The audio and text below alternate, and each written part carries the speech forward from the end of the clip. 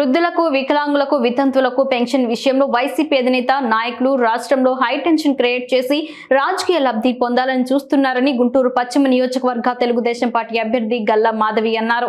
Guntur Telugu Desam party కార్యాలయంలో మీడియాతో మాట్లాడుతూ సచివాలయాలలో 1,50,000 మంది ఉద్యోగులను ఉంచుకొని పెన్షన్లు ఇవ్వటానికి అభ్యంతరం ఏమిటని ప్రశ్నించారు. వాలంటీర్ వ్యవస్థపై టీడీపీ పార్టీ వ్యతిరేకమని అసత్య ప్రచారాలు చేస్తూ రాష్ట్రంలో ఎన్నికల లబ్ధిని పొందాలని వైసీపీ పార్టీ చూస్తుంది. టీడీపీ పార్టీ వలన వాలంటరీ వ్యవస్థ చిన్నాభిన్నమైందని వైసీపీ నేతలు అవాకులు చవాకులు పేలటం చూస్తే వీళ్ళకి సిగ్గుచేటు అని అన్నారు.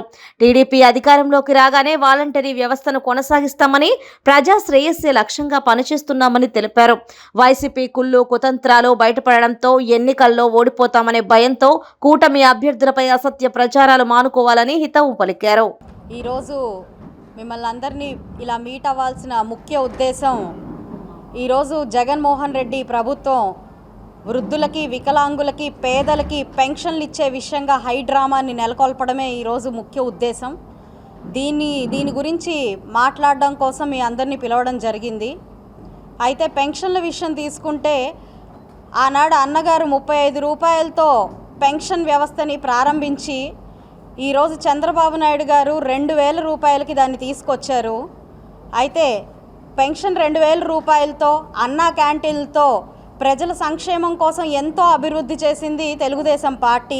ప్రజా సంక్షేమం కోసం ఎప్పుడూ పాటుపడే తెలుగుదేశం పార్టీని ఈరోజు ఈ శవ రాజకీయాల ద్వారా, ఈ అక్కర్లేని హై డ్రామాల ద్వారా కించపరచడం అనేది ఖండించాల్సిన విషయంగా మేము భావిస్తున్నాము. ఇది ఎంత దూరం తీసుకెళ్తుందంటే ఈరోజు వృద్ధులని మంచాల మీద ఎక్కించుకొని తీసుకొని సచివాలయానికి తీసుకొస్తూ ఒక హై డ్రామాని క్రియేట్ చేస్తున్నారు వైకాపా ప్రభుత్వం వారు. అసలు అంత అవసరం ఏముంది అని నేను ప్రశ్నిస్తున్నాను. సచివాలయంలో 1,26,000 మంది ఉద్యోగాలు ఉన్నారు. వారి ద్వారా ఈ పెన్షన్లని ఎంత చక్కగా 2 రోజుల్లో ప్రతి ఒక్కరికి పంపిణీ చేసే అవకాశం ఉన్నా కూడా కేవలం ప్రభుత్వాల మీద ఒక దుష్ప్రచారంగా, ఇది ఒక అవకాశంగా, ఇది ఒక ఆయుధంగా వాడుకునే పరిస్థితి ఈరోజు ప్రజల్లో తీసుకొచ్చి వాళ్ళల్లో ఒక భయాందోళనని క్రియేట్ చేయడానికి ఈ ప్రభుత్వాన్ని ఒక నీచ రాజకీయం చేస్తుంది. దీన్ని మేము తీవ్రంగా ఖండిస్తూ ఈరోజు ఈ మీడియా పూర్వకంగా ప్రతి ఒక్కరికి మేము చెప్తున్నాము. సంక్షేమం అంటేనే తెలుగుదేశం పార్టీ, ప్రజల సంక్షేమం శ్రేయస్సు ఎప్పుడూ కోరుకునేది తెలుగుదేశం పార్టీ. అయితే ఇందులో వాలంటీర్లు కేవలం రాజకీయ లబ్ధి కోసం ఈ వాలంటీర్లని వైకాపా ప్రభుత్వం వాడుకుంటూ ప్రజలందరినీ ప్రలోభ పెట్టే పనిలో ఉంది కాబట్టి వారిని ఇందులో ఇన్వాల్వ్ చేయకూడదనే ముఖ్య ఉద్దేశంగా తెలుగుదేశం పార్టీ కూటమి భావించింది. దానికి అనుసరంగానే ఈరోజు ఎలక్షన్ కమిషన్ వారు వాలంటరీ వ్యవస్థ ఇందులో ఎప్పుడూ జోక్యం చేసుకోకూడదు, ఈ పెన్షన్ కానీ ఇతరత్ర లబ్ధిని కానీ ప్రజలకి చేకూర్చకూడదు అని వాళ్ళకి దిశానిర్దేశం చేయడం జరిగింది. అలా ఎలక్షన్ కమిషన్ ఇచ్చిన ఆ దిశానిర్దేశాన్ని తెలుగుదేశం పార్టీకి ఆపాదించడం, వాలంటీర్ వ్యవస్థకి తెలుగుదేశం పార్టీ వ్యతిరేకం అని ఒక దుష్ప్రచారం చేయడం, ఇది ఎంతవరకు సమంజసం నేను ప్రతి ఒక్క ప్రజల్ని ఈరోజు అడుగుతున్నాను. దీనికి చంద్రబాబు నాయుడు గారికి లేదంటే పవన్ కళ్యాణ్ గారికి ఏ రకమైన సంబంధం ఉందో ఈరోజు ప్రజలందరూ అర్థం చేసుకోవాల్సిన పరిస్థితి ఉంది.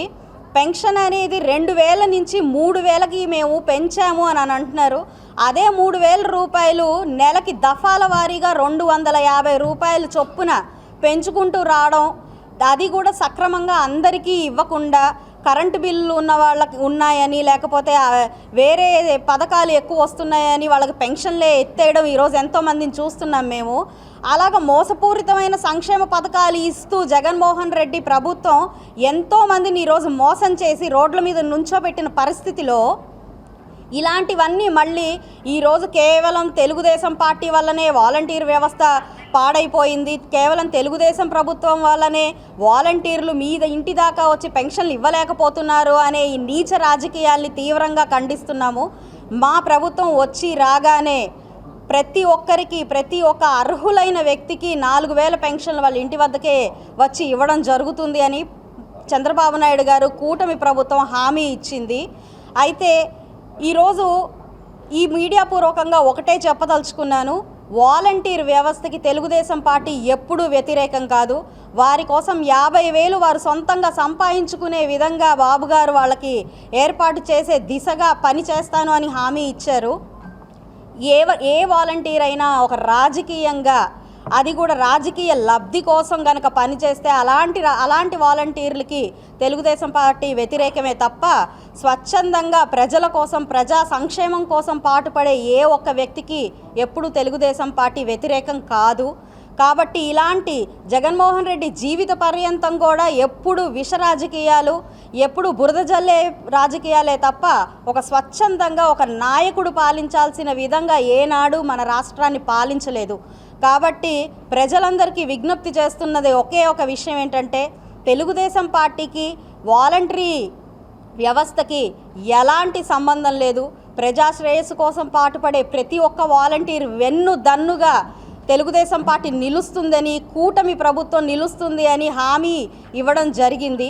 కాబట్టి ఇలాంటి నేపథ్యంలో ఇలాంటి దుష్ప్రచారాలని కనుక ప్రజల మధ్యలోకి తీసుకెళ్తే ఎట్టి పరిస్థితిలో ఊరుకోబోము అని ఈ వైకాపా ప్రభుత్వానికి మేము హెచ్చరిక జారీ చేస్తున్నాం ఈ మీడియా తరపున.